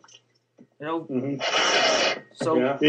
Paul, I don't know if you guys are aware, the referee tomorrow night is the Hungarian gentleman Victor Cassie, who refereed the Champions League final between Barcelona and Man United. He booked 2 players on each team, and he also refereed the 1-0 defeat of Celtic by Villarreal a couple of years ago, 2008, and he booked Robson and Brown. So I don't know if you guys are aware of him much as a ref. If you've seen the games, I've never seen him overseas. No. Well, seen them, but can't remember the refereeing performance. I can't remember the referee. Jesus Christ. I mean, some of us are statos, but I think we're that bad. Like. remember the referee. What kind of shorts was he wearing? Yeah, I had a haircut and moustache you've got, Mister. I wouldn't be asking about Was he wearing chaps? I'll be dodging you in Glasgow on Saturday. I'll be heading to the West End. How's your handlebars coming on, lads? Mine's are coming on well now. Mine's have advanced in the past week. I'm going to Argos tomorrow. I'm going to get one of the toys you got in the 80s, the wee barber's chair thing you sat in it and plaster scene come out your face. I'll need one of them for Saturday night. The buffet will be hairless. There'll be nothing falling off my face in the sandwiches, I tell you. But here, speaking of Saturday night, this is going to be some crack, isn't it? Paul Larkin's going to have his book launch for anyone that doesn't know. Paul, where's the book now on Amazon? Well, it changes on the hour. It's still kicking about the top 10 after 3 weeks now, so that's pretty good going. Like, you know, keeping company with Pep Guardiola and Thierry Henry. Fantastic. So, what time is the night kicking off at for anybody that's going? Well, we have the venue from 5 o'clock, so it's effectively after the game. People can come along, have a cheap drink, you know, meet and stuff. We'll hopefully kick off with yourself, the back of 6, a couple of songs, and I'll take over. Do about an hour and a half of speech and question and answer, things like that, have a laugh about that. And then we'll start the raffle. Then the Wakes will come on for a bit and kind of get us going. We'll have a wee break. The Buffy will come on, where Rafa will be drawn, and then the Wakes will take us out and hopefully take the roof off. Brilliant. Can't wait. I can't wait. It's going to be a bizarre looking scene because most of the people are going to have handlebar moustaches. It's going to look like a village people look-alike contest or something. It's going to be mental. Listen, I did it last year. I did November last year. And the amount of people you met, see, go to work and you met the training and all that, and you could always tell that because you still see the same boys every morning. And then obviously every passing day you seem to get growing and growing and growing. And I actually cheated. I had to start these 2 weeks early because I knew for a fact that there was no chance I was ever going to get something, anything that was going to be kind of noticeable, you know what I mean? But no, best of luck to you. Cracking set up, and hopefully get a lot of donations. And before I go, all the best, Paul, in your night. I'm sure it'll be cracking. I've read a few of your books now, and hopefully I'll pick up the latest quite soon. So I'll let you go, but all the best for November and to start tonight. And here's for a decent result tomorrow, okay, lads? Brilliant, good man, Klosky. Take it easy, brother. Right. Good luck. Well, what was I going to say there? I was going to say something. I don't know. It must have been a lie. It's gone in my head. We're going to talk about Benfica. Any predictions? 2-1 us. 2-1. Confident. What are you saying, Parrot? Oh, nothing at all, mate. I get everything right. I'll take Edinburgh now there as long as everybody. I know, but listen. If you give us your prediction, then we'll know what to avoid. I mean, we can go for something. I'll say one each. Whew. Paul. Yeah, that'll do. Yeah, I think it'll be the same. I think that what I've seen in Benfica, the mistake we made at Celtic Park was not to attack them there. We should have attacked them there because Spartak Moscow attacked them in Moscow and absolutely battered them. Barcelona were able to stand up to them in Benfica and kind of slice them apart, which I think was their basic game plan against us, and they couldn't do that against us. So I wouldn't go there to defend or go for a draw or anything like that. I would go there on the front foot. And I think that'll be our best form of defence, will be attack. So I'll take a 2-2 scoring draw. I'm going to go for a 2-0. I think we're going to step onto the next cloud in this fairy tale. We're all just going to get swept up in Champions League euphoria. I do. I honestly believe that. But then again, we going to Wembley. We're all going to Wembley. Everybody's going to Wembley. But then again, I was thinking the other day, right? If we did go to Wembley and we did win the Champions League, what would this team be called? You couldn't call them the Wembley Warriors, could you? The London Lions? No, that doesn't really sound too good. No. That's probably what the tabloids will use, though. Probably. West End Fenians, because Wembley's in the West End, isn't it? That's a good. Can you imagine big Victor Wanyama when he's 56 coming back in his West End Fenians blazer? Get out of there, West End Fenians, we're back. Simon can chat my door, I don't care. There's only one thing I'd like to say for MD Overseas listening in. Paul probably picked up the fact that Mark Daly's programme, Selling the Jersey, won the Scottish BAFTA last night. Did it? And yeah, it won it. BBC Scotland today on the lunchtime news. I don't know if the 6 o'clock edition, if they had changed it, the 6:30 version, they actually had a little slot on it showing you who had won what. BBC Scotland didn't mention that their own reporter and their own station had won a BAFTA for a show they had done. And the STV head reporter, David Cown, tweeted saying, funny old things, Scottish news don't report that their own station win a BAFTA for a certain show. It's amazing, isn't it? It's amazing. So I don't know if that was going to antagonise anybody. Hopefully. The other thing being was the meeting today at Hampden. Yes. If he's listened in, just basically saying that they were agreeing they were going to try and go for all SPL clubs, all 12 teams had agreed that they were going to go for a new dynamic setup and sort of thing.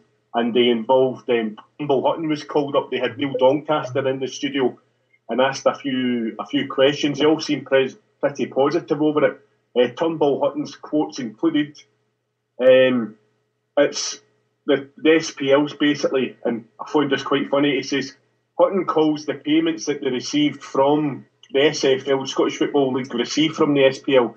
He called it a divorce settlement. the SPL has been a dead parrot for 14 years. And he was saying that how basically what was actually happening was that all the 12 clubs obviously had agreed that things needed to change, but they were also agreeing that the revenue streams were going to change, as I mentioned earlier on. So somebody for Celtic's obviously went to that meeting and I basically agreed, obviously at the very early stages so far, that the fact that we're going to be losing more revenue and that Celtic Football Club and the fans will be putting more money into the Scottish game, and do we get anything back off the Scottish game out of it? Never mind that part. We've got something that's come in that's extremely important regarding yourself that you've not mentioned at all. We've had about 15 people tweet and ask what is on the buffet for Saturday. Right, the buffet is. I'm prepared for once. Here's one I made earlier. Right, sandwiches. Obviously, it's a cold buffet. It's just going to be plates, no knives and forks. You've got a plate and a napkin. The only thing I'd like to emphasise is, MD, listen to this, drunk or sober, I've got one request. I'm going to be taking a hand sanitizer there because it's a hand buffet. You might be the cleanest person in the world, I'm no doubting you're not, but the person you shake hands with and give a cuddle might have had a pee and no washed their hands. So, here, listen, we should just go out and say, you mean Harper then? Well, I don't want to say that. But so you have to give your hands a wee squirt, put a couple of sovereigns in the box, and you will be delightedly served by Susie King and myself the following: chicken guacamole sandwiches, cheese with salsa vodka sandwiches for my vegetarian friends. Salsa vodka? Yeah, come on, my whole I can pimp up all sorts. Various selections of sausage rolls, garlic ones, herb sausage rolls. We're going to have some various nibbles, which Susie's going to graciously bring with her. And we've got the house speciality of the night, Portuguese Charlie Greens, which will remain a secret until they're unveiled. And the dessert will be some world-class confectionery. And I know there might be people there with diet issues and diabetes. If you miss out on this stuff, you've missed the boat. 50-year-old recipe, caramel cake and such delight. So, as I say, I know there's probably going to be 200 people there. All I'd like to ask is if you come up, take a wee bit of everything. There's nothing stopping you coming round again. Just don't fill your plate up with piss-covered hands and sneak away into the night sort of thing, you know. But there's the vegetarians. I know hopefully at Jim for Celtic Graves, and Paul says there's about 6 or 7 people. There will be a separate little bit for the vegetarian people to get poured into. I'll make sure, I used to be vegetarian myself, there'll be no cross-contamination between any meat products and non-meat products on either. And there you have it. That sounded like the maitre d' the Waldorf Astoria reader. Don't come up with piss-stained hands. Brilliant. Can't wait now. I'm absolutely buzzing for this now. I was a bit sick when I heard the Green Brigade were boycotting the next 2 home games. I was like, oh, Jesus Christ. It had to be that weekend, like, you know. But it's going to be great fun anyway. Anything anybody else wants to talk about before we go? Hello? Well, the Celtic EGM was on Friday. Oh, right, go ahead. And kind of class stuff. I mean, I don't know what people's feelings about the EGMs are. I used to go to them all, kind of when Fergus started them and we became a PLC and stuff, and at that point, they were always more or less in the joke stand. Jesus. That was at the Parrot sharpening his knife for Saturday there. Opening the stock. And they used to be in the Jokestein stand. There used to be, say, a couple of thousand people there. Now I think it's like 400 or 500 people in the Kerrydale Street. You know, the questions are pretty, tame in respect to it. And I look at the stuff, the resolutions is always up for a bit of debate because, the people, the Celtic Trust go to the trouble in making a resolution and then the board vote against it by 68 million to 2, which is just kind of like, a bit of Chinese democracy coming into it. But, it passed. And once again, our leader wasn't there, Mr. Desmond. I don't know where he was.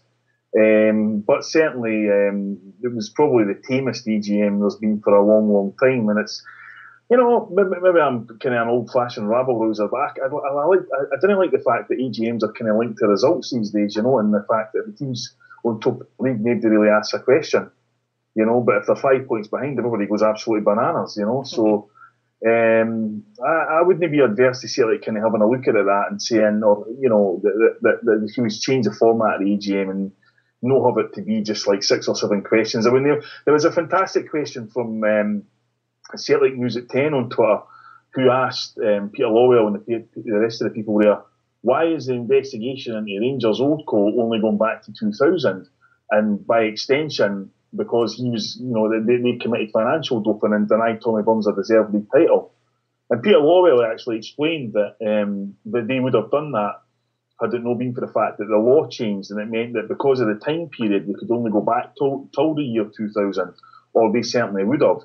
And he also said, when pushed on it as the main banker, the chairman, that should Rangers Old Co be found guilty of the dual contracts thing that's under investigation with the SFA, then they'll be speaking in the strongest possible terms about it, and that if they didn't feel that adequate punishment is meted out, then they'll be taking it out the hands of football and into the hands of the legal courts. The other thing in top of that, Paul, obviously we had a couple of tweets during the week. Was the lad that was on the show a while ago that's going to be there on Saturday night, Joe or whatever the boys, or Frank, sorry, the name is, Frank, about the buffet or the food situation at Celtic Park. I mean, I'm putting a disclaimer out here. Nobody at Park Eden come to that buffet and start complaining about food poisoning. I'll be checking your pockets for the seats. It's just to see. I mean, obviously that the fella was saying that he's going to get 15 representatives or volunteers or people he picks, and they're going to have a meeting in January at Celtic Park to discuss the catering. But as you said in the tweets, and I mentioned you on the show on Saturday, Paul, to me, the stuff you said in the AGM here, the Green Brigade to me is just another little straw in the camel's back, mate, whereby the peasants in the shop floor who pay their money every week, whether it be one game they go to, a £5 ticket, everybody that gets into that stadium is entitled to the same standard of respect and standard of food.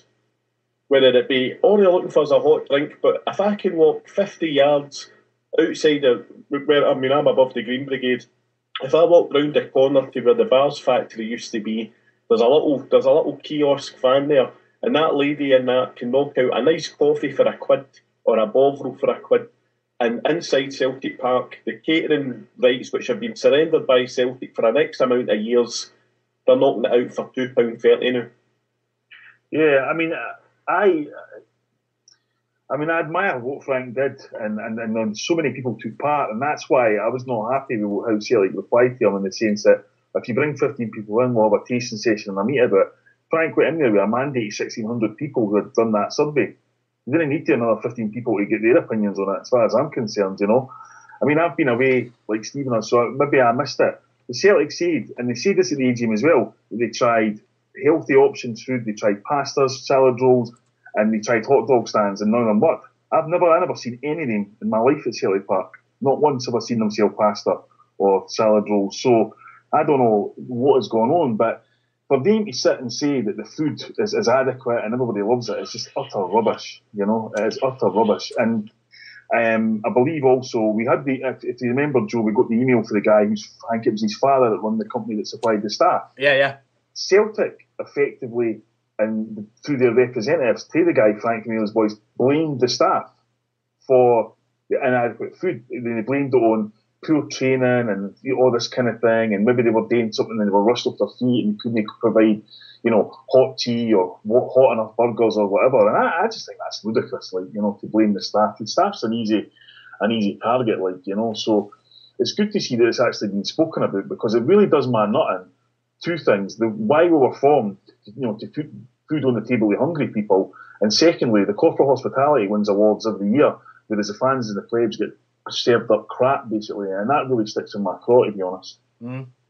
There's an organisation, there's a little coffee shop in I can't remember the name of the franchise. Mellow Birds will kill me if I mention it anyway, but there's the franchise in Queen Street in Glasgow, and they've got, they're all over Scotland, and they're basically getting the fresh food and coffee, and what they've got signs up saying everything's fresh here every day. At the end of the working day, whatever produce isn't sold is given to feed the homeless. So listen, if you say to me there's a fresh, decent product at Celtic Park will cost X amount of money, what we don't sell will be given to the homeless after every game, and instead of all this charity just for 1 year, let's crank it up in my own community. There's enough needing souls round the stadium within 2 miles to make that work. Yeah, absolutely right. It's a great idea. And even if it costs extra money to do something like that, there, people to stay behind, whatever, and do the food for the homeless. I'm sure Celtic fans wouldn't mind kicking in an extra 20p, 50p for something like that. You know what I mean?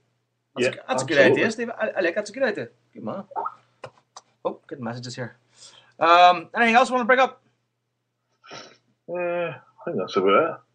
I just want to mention here, Celtic Dreams is trying to promote the show on a Friday night from 7 to 10. I assume it's on Spreaker. It is on Spreaker, Spreaker.com. Yes. So look for Celtic Dreams. Over and over, Housey's show isn't coming back, is it?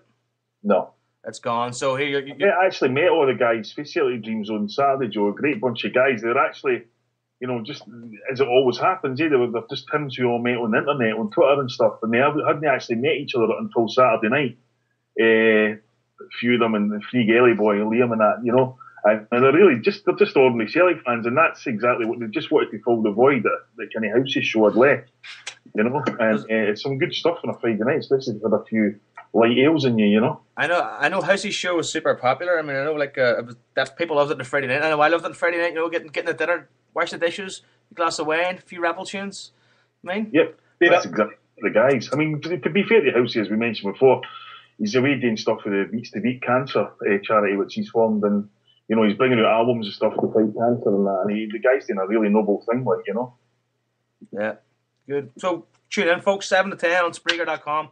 Celtic Dreams. I should say, Joe, I enjoyed the lad Rob on your rap show, mate. That was fantastic. I really enjoyed that, bud. It's interesting, wasn't it? His knowledge of football was really, really good, and how he describes the disorder of Irish people trying to export their music out with it's not recognised in their own community. They have to go abroad before it's recognised. But unfortunately, the whole thing you did in the Snoop Doggy Dogg want to buy into Celtic.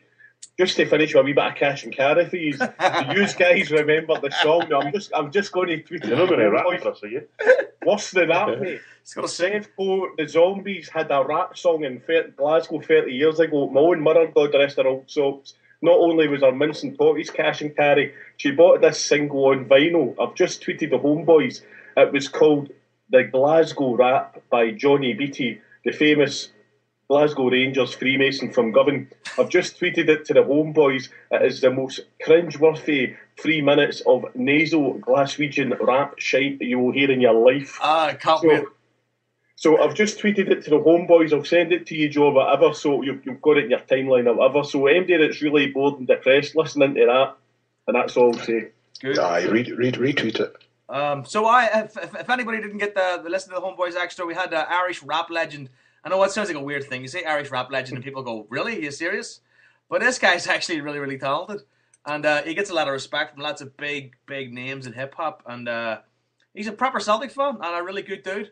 And if you want to listen to it, we play a couple of his tunes at the start. Well, one tune at the start, one tune at the end. It was good fun. Good fun to do. He's a nice guy, Rob, So support him if you can. Follow him on Twitter as well, Rob H. Kelly.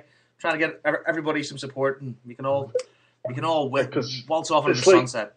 It's like Irish rap's like one of the sentences where the two words didn't seem to go together, like police intelligence. But that's the thing, it kind of has a bad history.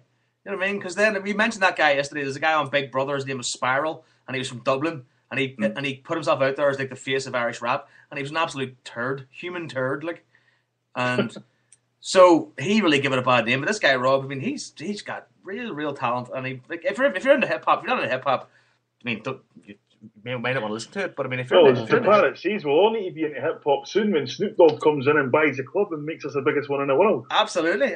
That's what we're wanting. That's what we're wanting. I want a nice Fergus McCann glass bonnet dome covering the stadium, LED lights all in it. Dr. Green from back on stage. It's going to be happy days. You just wait till he's over to the Green Brigade telling them what to put their motherfucking hands in the air. Then the police will really have a problem. Alex Salmon will have to get some proper chronic to sort his life out with all the snoop lands in the house, I tell you. Snoop in the hoops. Brilliant. Listen, that's the end of the show. I ain't going to go to bed. I'm shattered. Want to thank you all for being here with me tonight. I want to thank everybody for listening. We appreciate the shit out of everybody that supports the show. If you're around on Saturday and you're going to the Supporters Club in London Road, we will be there, and we will probably most likely be inebriated. But sure, come up and say hello. Hopefully we won't be too drunk to speak to you.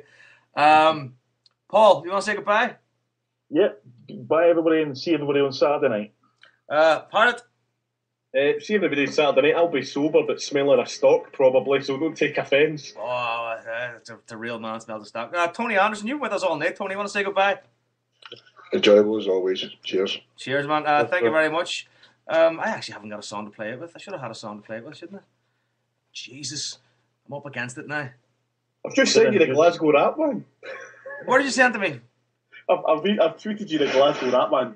Don't play that, mate. We'll end up like Sevco. We'll wonder if you play that nonsense. I'm going to try and find something to play. I don't know. Gin and juice. Gin and juice. I said that. Why didn't I think of that? Christ. I can't find anything. You'll be the first one getting a cat busted in you, Joe. I'll tell you that. You're going to play the Snoop song. Play some. Bye, Upkeep Pie.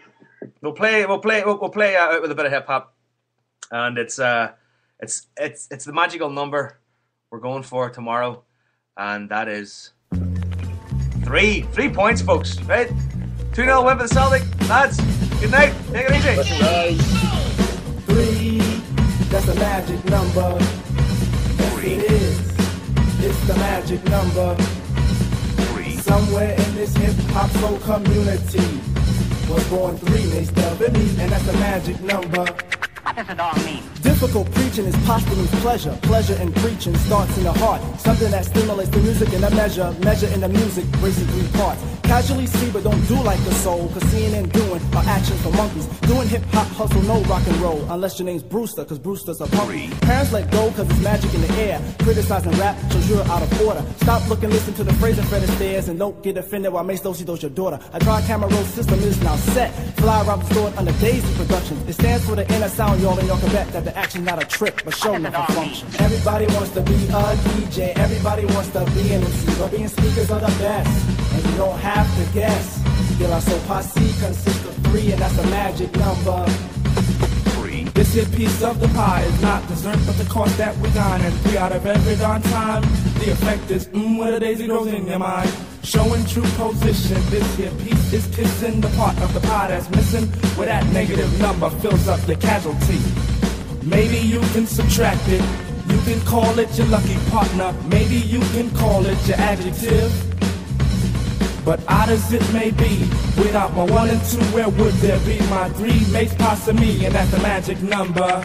What does it all mean? Focus is formed by flaunt of the soul. Souls who form style gain praised by pounds. Comment on speakers who honor the scroll. Scroll written daily creates a new sound. Listeners listen cause this here is wisdom. Wisdom of a speaker, a dumb and a plug. Set aside a legal substance to feed them for now. Get them high off this dialect drug. Time is a factor so it's time to count. Count not the negative actions of 1. Speakers of soul say it's time to shout. 3 forms the soul to a positive sum. Dance to this fix and flex every muscle. Space can be filled if you ride like my lumber. Advance to the tune but don't do the hustle. Shake, rattle, roll to my magic number. Now you may try to subtract it, but it just won't go away. 3 times 1. What is it? 1, 2, 3. That's a magic number. 1, 2, 3. And say, children, what does it all mean? 1, 2, 3. No more, no less. That's a magic number. No more, no less.